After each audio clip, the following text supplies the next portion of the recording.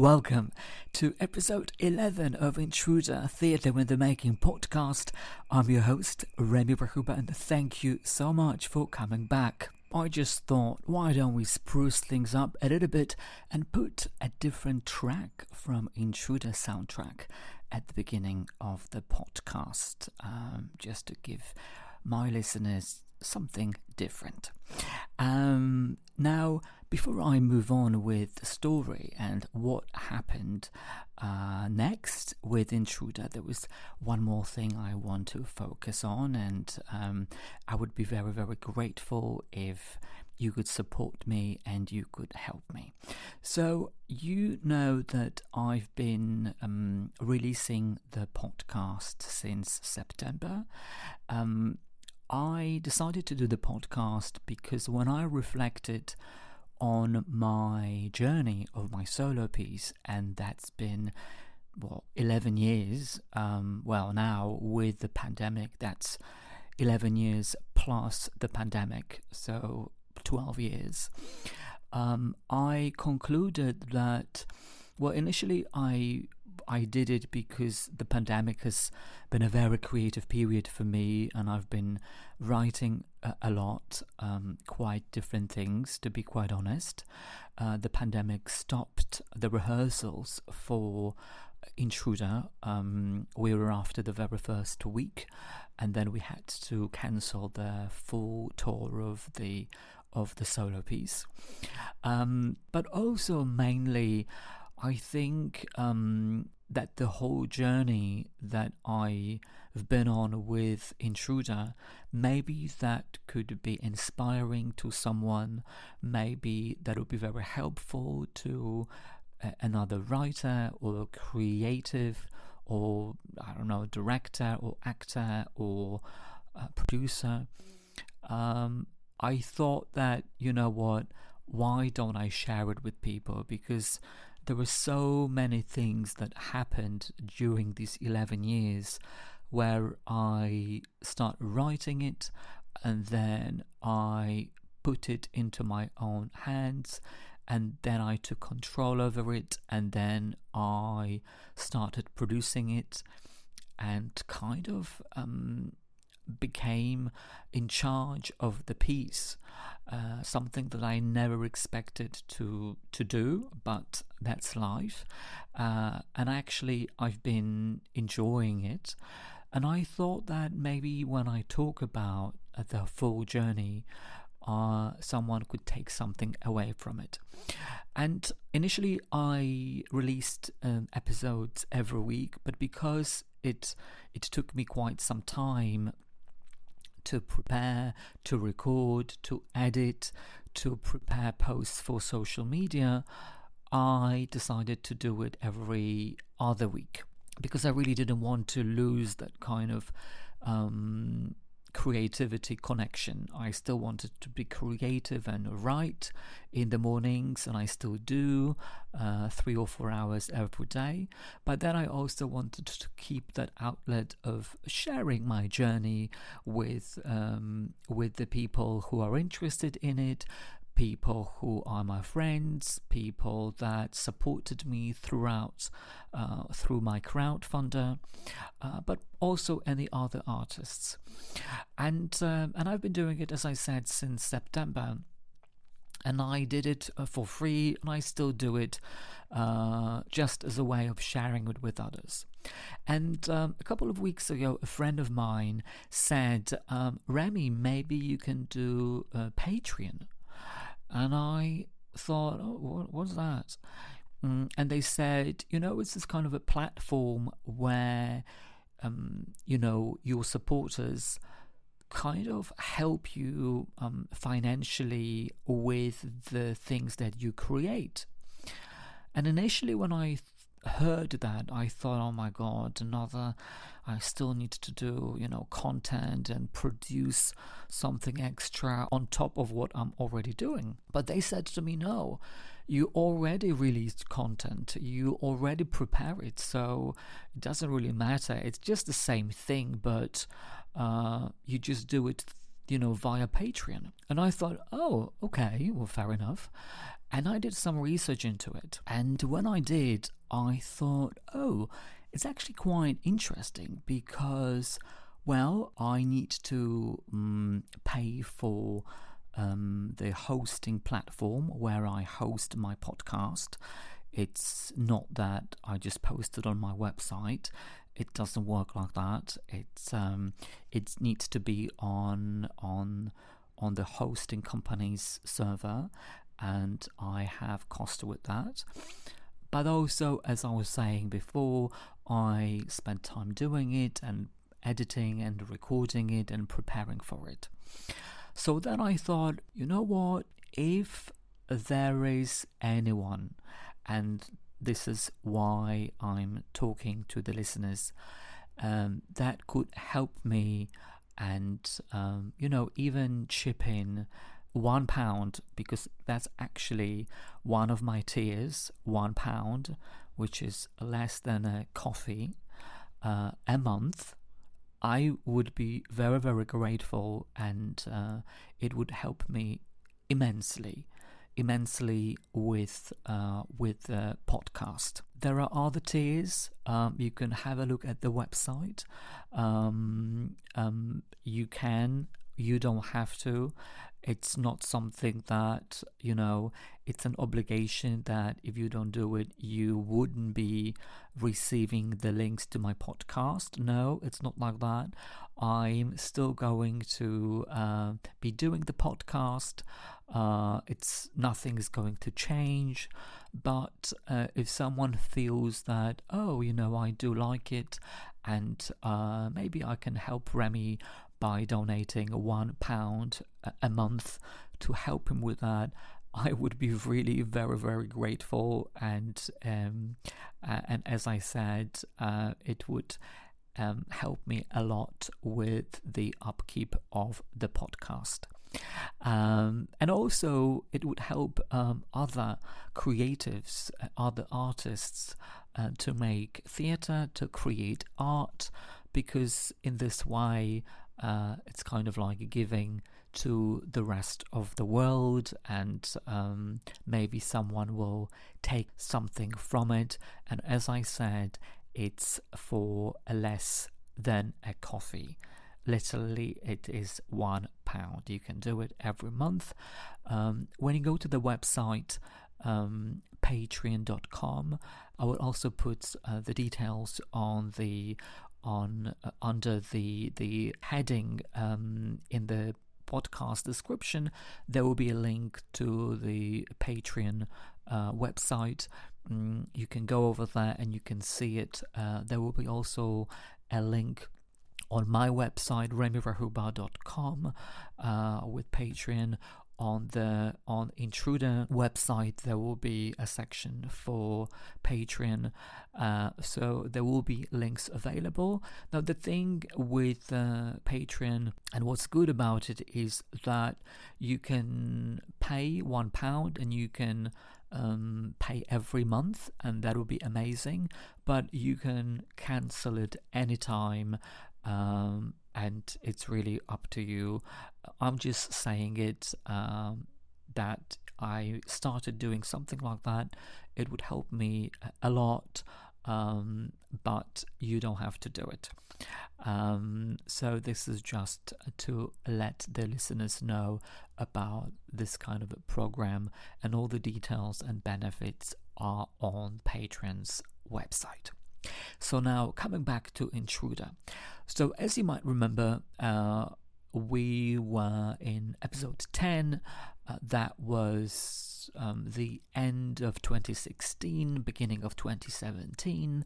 I sent my piece to McLean, a Scottish playwright, to have a read of these two drafts that I had of Intruder. That was one draft, and the other draft was the intuitive version. Now, before I talk further about Linda's email, I'm going to focus on something completely different. Now, around that time, I remember I was submitting my piece to quite a lot of playwriting competitions. I said it many times in the past. I did submit my solo piece to quite many competitions, and sometimes I got some feedback and sometimes I didn't get any feedback. And around 2017 I also sent my my piece to, I don't know, I think it was a couple of smaller competitions somewhere in England. It was not the big ones, it was smaller ones, not the very popular ones. And I remember that when I got feedback from them, I was completely bewildered. I was very confused by that feedback. I was thinking, who was reading my piece? I mean, I knew that it was a reader from that particular competition, but it actually made me question, what they wrote, because the feedback was just so completely different from what I wrote that I was actually questioning whether they read my piece. But of course they read my piece because it said, the visitor and stuff like that. But then it was what it said in the feedback was just so different from what I even wanted to say in the piece that I was actually quite surprised that people could read or interpret my piece in this particular way. That was very interesting. And I'm not trying to discredit anyone, because as I said in the past, in the previous episodes, we are all different. The world would be terribly boring if, people had the same idea or the same opinion. But it was something that I noticed that, oh, wow, I never even thought that people could look for things like that or interpret certain things. It wasn't in a positive way. It was, the feedback was more of kind of questioning what I wrote, which in some way was confusing but upsetting. And I think for anyone who writes, I would always say, you know what, I think now in hindsight, just maybe have a think where you submit your play or which competition, what you can get from it. Because I think if I hadn't had the support from, George as a Salinger or Peter Arnott and then Linda, I really don't know how I would have reacted to that. And I know I was in a very privileged position to be able to be in a conversation with these creatives to get feedback, but I know that not everyone is. And it's very easy for anyone, even for myself, to get kind of worried and anxious and kind of be sensitive about what other people say and be biased or influenced by their opinion. And it could have been the case when I got, these forms of feedback, but I wasn't swayed by that, and I always knew that no, they didn't get it, they didn't connect with it, they just maybe it's not the piece for them, and they wrote it because they wanted to let me know what they thought. But although it was upsetting and bewildering, and I recovered, maybe usually took me one day to recover from feedback like that, I then stuck to what I knew and what I felt and what the piece should be. And I always think we as creatives or writers always need to have this resilience to defend our work and say, no, I don't agree with that, I think it's like that. Of course, we need to be, listening to others, to people, what people have to say, and maybe close friends and trusted friends. But I think that not every piece of feedback will be helpful, and that doesn't mean that we as writers or anyone have to take everything on board. But I now know that I don't particularly know whether, well, I didn't know that back in the day. So I got these forms of feedback, and as I said, I was a little bit upset and confused, and I didn't know what to think. And it was just kind of weird, to be quite honest. But why I'm talking about it, because I really would like to spend some time talking about feedback that I received and how I see it. And it's only my opinion. People can have different approaches, but this is how I go about feedback.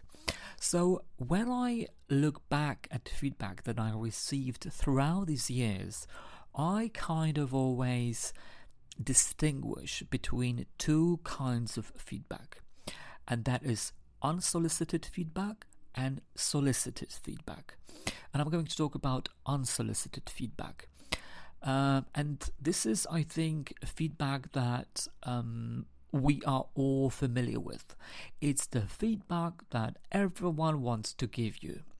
Whether you like it or not, people like to descend on you with their feedback. People just want to tell you what you should do, how you should do it, what's the best way of doing something, how to do this, how to do that. On YouTube, you see so many different videos, I don't know, at least me, how to be the best, how to get the best, how to get so many, It's like everyone is an expert in something, and it's the same with writing or any other creative work, that very often you share some kind of an idea with someone, and all of a sudden, without asking for an opinion, people just descend on you with their feedback, with their opinion, which I think is not the right thing to do. But I didn't know it at that time, and I just took it as it was. Now I kind of learned that when I'm kind of identifying that moment that someone is telling me what to do, I am more inclined, it doesn't happen very often, to say, excuse me, but I never asked you for feedback. Because who are they to tell me what I should do? Especially that I never asked for it. Now, in the past, I would have been the same. I would be, giving feedback to someone, but now I always ask someone, would you like my feedback? Because I think it's a fair deal to ask whether they want to know what I think or something or not. I think as creatives, it's very important to be supporting one another and kind of watering these plants of creativity, because only when we water that seed that we plant, that it can grow, rather than trim it already once it's growing. So I would always say, be careful of these people that try to give you unsolicited feedback or opinion, because you never ask for it. And the other piece of feedback, as I was saying, is solicited feedback. Now, with solicited feedback, I also distinguish two kinds. It's feedback that you ask for and you want to get from people that you trust, from your colleagues, so you go to them and you ask them. But I always think that it works best if you go to someone who maybe creates a similar piece of theatre or piece of work, like I went to Linda, because I knew her work, I trusted her, I knew that her plays Also, she played and plays with structure in her plays, and my play was non-linear, so she would know more about it. So I would always say, if you go to someone that you trust, whose work you love, and maybe who has some expertise in the form or structure, what they're talking about. I don't know, recently I was working on a piece that is kind of like a verbatim theatre. So when I wanted to get some advice, I went to people that worked on verbatim theatre, because I thought, well, they would know. And it's really quite straightforward. The way I always do it, I just Google directors or creatives and I email them, and people are always very helpful. And I think it's always great to get some. It's always great to get someone's advice, and people are always willing to help you. So that's solicited feedback from people that you trust. But why I'm focusing on that is that, we all have some trusted creatives and people that we love, but not always will be able to help us, although we trust them.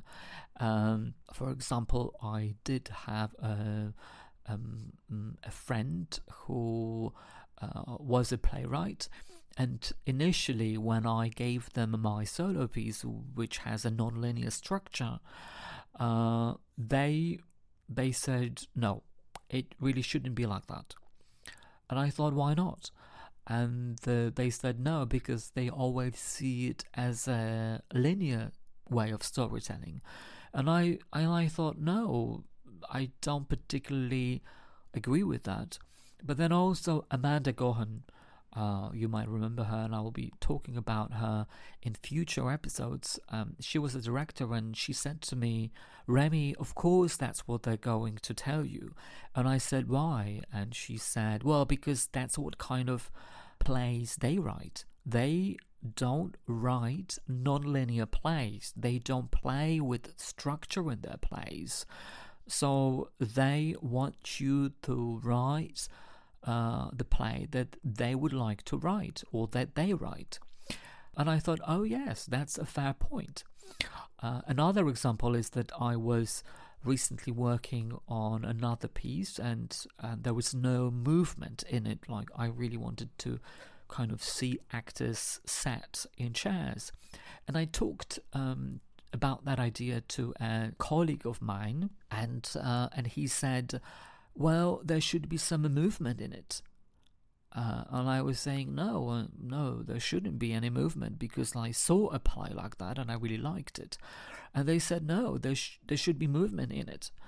And then I got home and I thought, why would they say that? And then I concluded, of course they're going to say that, because they're movement directors.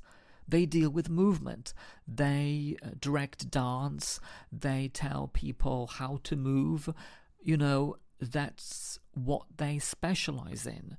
So I think that when you go to someone for feedback, I would always say, go to someone, as I was saying, that knows something about what you're writing about, because everyone will go and give you feedback according to their filter. But that filter may not be the right thing for you. So just a little bit of feedback. I would always say that's what worked in my case. That I always go to people that I think would have written something similar. So hence I went to Linda, and I was waiting for her email about what she was going to say. Now, as I said, I already got these 2 forms of feedback from these playwriting competitions. I wasn't happy about them. So I was thinking, wow, what is Linda going to email me, and probably she's not going to like it, and God, I probably would need to redraft it again. And then on the 12th of February 2017, I'm just going through my emails, Linda emailed me back, and I was really kind of scared and thinking, oh my God, what's she gonna say? God, it's Linda. And Linda read the two versions, and she was very complimentary. And she said to me, Remi, I know why you would have liked the intuitive version, because it split second shifts. And she always said, I wouldn't be able to tell you right now, but I think the performance of it would definitely help, put the whole story together. And she also said to me that it's a very touching, moving, brutal, forgiving tale that kept her rooted to the screen to see how it played out, which was very, very important to me. And finally, she said it's a very timely story and deserves to be told. And when I read that email, I really felt relieved. Linda didn't particularly point out, okay, which one she liked more, but she never told me that, no, that version is not good or not right. She kind of made me believe that the intuitive version, it's a possible version. There was nothing wrong with that, and it could still work. I was very, very happy that she gave me that piece of feedback, because it really made me very confident that this is the version that I'm going to go with. So already when she emailed me, I completely forgot about the other forms of feedback that I received, and putting me off. But here it was, that email made me feel like, okay, here we go. I believed, I trusted my intuition, and I will go with that, and I will keep it as it is. So, Linda, thank you so much. I'm also very grateful for your help. And this is actually where Linda's journey in the podcast finishes. Kind of Linda making a cameo appearance in the podcast, unlike George and Peter. As I was saying, Peter Arnott was busy at the time. He didn't read. I don't think he had read the intuitive version, because he was very busy with his own plays. But also, that was, I don't think I heard from Peter around that time. I've still been in touch with both Peter and Linda, and they were wonderful people.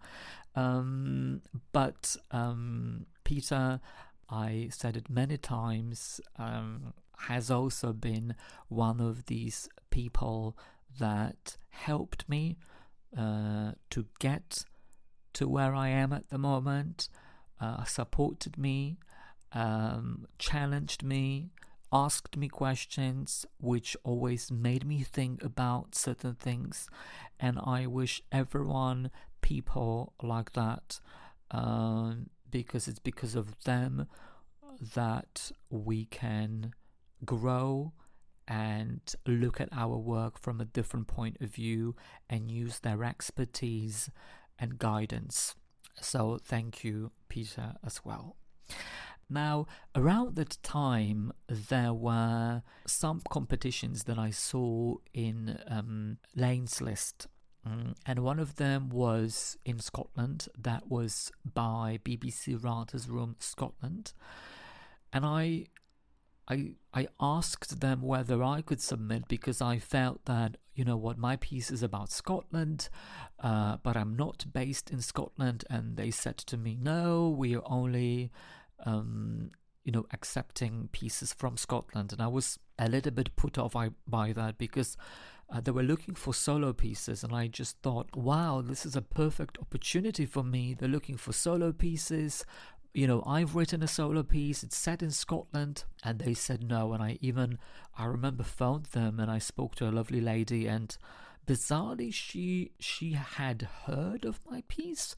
I don't know where, but she said, yes, I know about it, and she told me that there will be another opportunity coming up next in London. And there was another opportunity in London, BBC Writersroom Drama competition, and the deadline was the end of February. So when Linda emailed me mid-February, everything kind of overlapped, and I thought, okay, perfect. So I'm going to submit my intuitive version to that competition, which I did. And then I get an email from the BBC Writers' Room. But what did it say? That's what I'm going to talk about in the next episode of Intruder Theatre in the Making podcast. Thank you so much for tuning in. Stay safe, stay well, and I speak to you next time. Bye for now.